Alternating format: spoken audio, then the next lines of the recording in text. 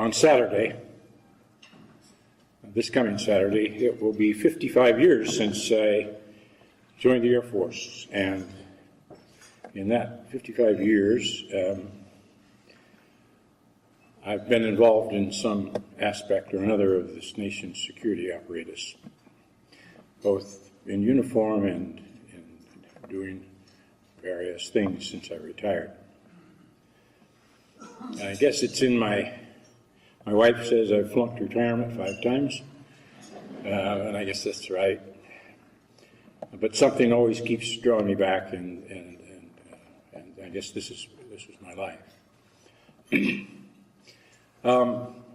that 55 years, I've worried some from time to time about the threats that face this nation and various aspects of our cultural evolution and so forth. But I must tell you, I think I'm more worried at this moment in our history than I've been in those 55 years. Not so much worried about the external threats to the nation, although there certainly are some that are very worrisome. But what bothers me the most, I think, is my worry that we somehow have lost our ability as a nation to come together and to solve great problems together.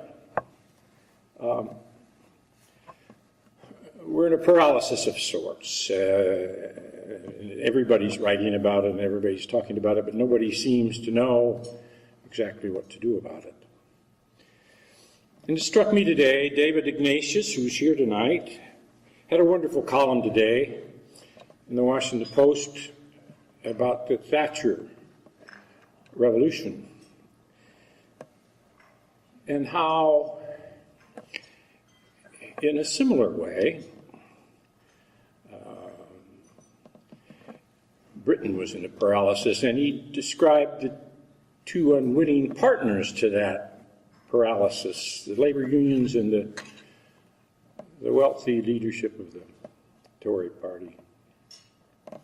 And what Thatcher did was to open that, to weaken those 2 powerful institutions in such a way that she could build a true, broad middle class.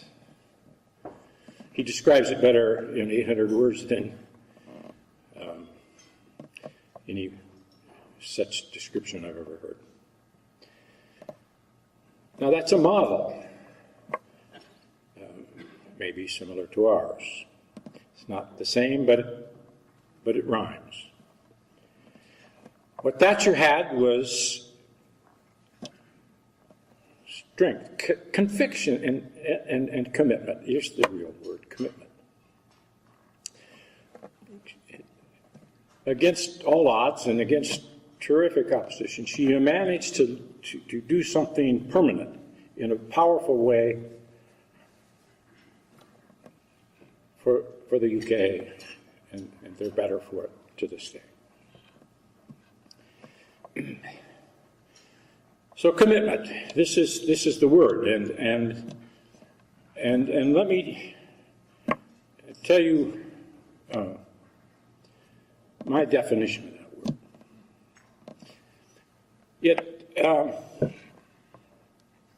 I have to go into my own background. I think my war, and all young men who go to war, the war they're in is their war, no matter what kind of wars they've had before.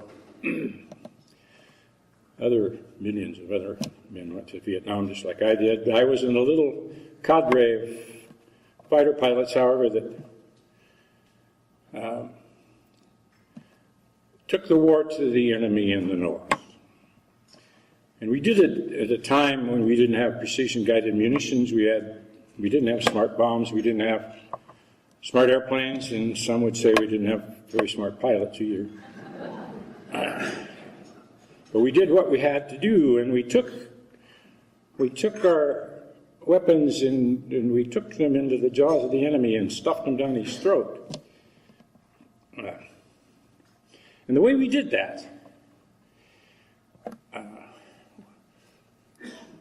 We took flights of 4, sometimes multiples of 4, but the unit was a 4-man unit, a leader and 3 wingmen. And the leader, and we went into the target area low and fast. It was the leader's job to find the target, and the wingman protected his flanks and his rear. And when the leader saw the target, he called it, and then he pulled left or right, and he popped. He pulled up, as we called it. Pulled up. He popped 7,000 or 8,000 feet to roll in on his target, and then 4 things had to occur in space and time with precision. Used to be successful. Dive angle.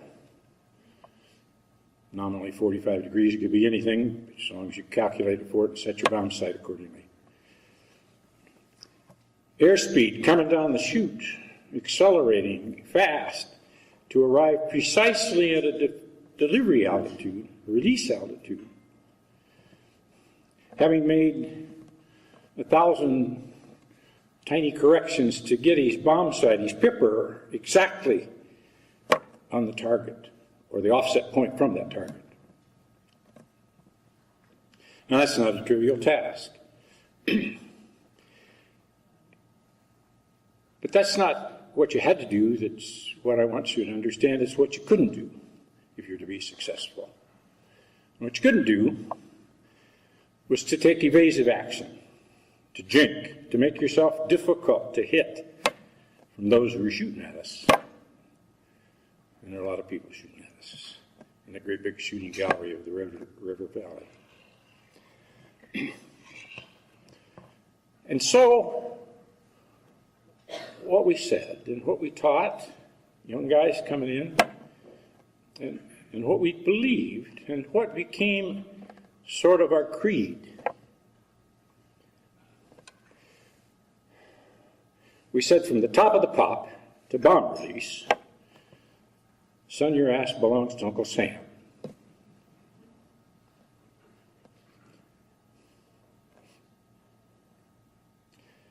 That's commitment. It's not heroism, it's nothing else, it's commitment. Deadly serious commitment to a morally significant enterprise, and it was not only commonplace, it was near universal.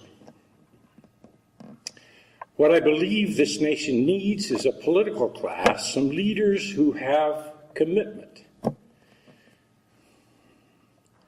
of the kind I've described. And we wouldn't ask them necessarily to risk their lives, but we would ask them maybe to risk their re-elections.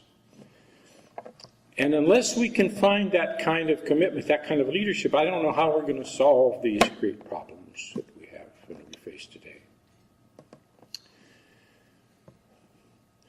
But maybe it's the optimism of the farm boy from Iowa in the middle of the drought believing it's going to rain. I think the cavalry may be just over the horizon.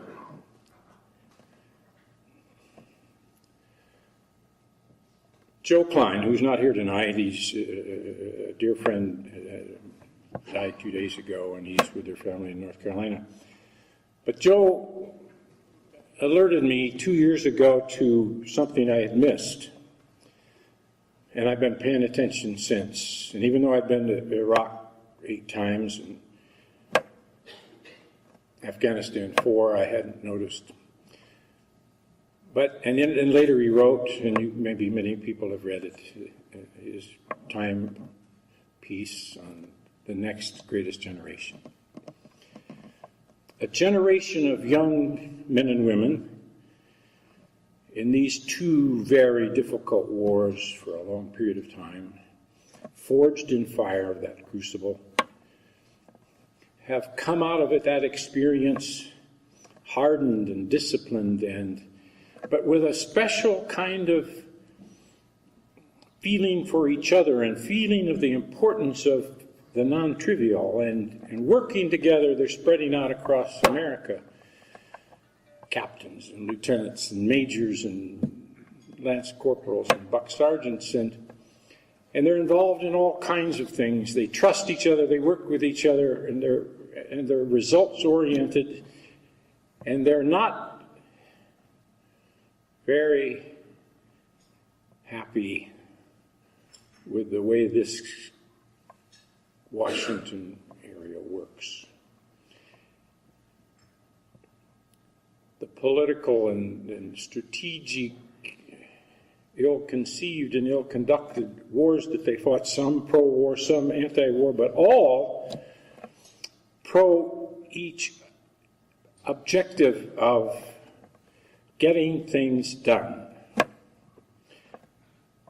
Veterans organizations, they're becoming mayors of towns in Iowa and Texas, and they're starting to come into our own Congress, and I think, and I believe, this is my optimism, that may well be the generation that breaks the paralysis. Find them, identify them, support them, encourage them to run for office, and make Washington not the problem, but Washington the solution.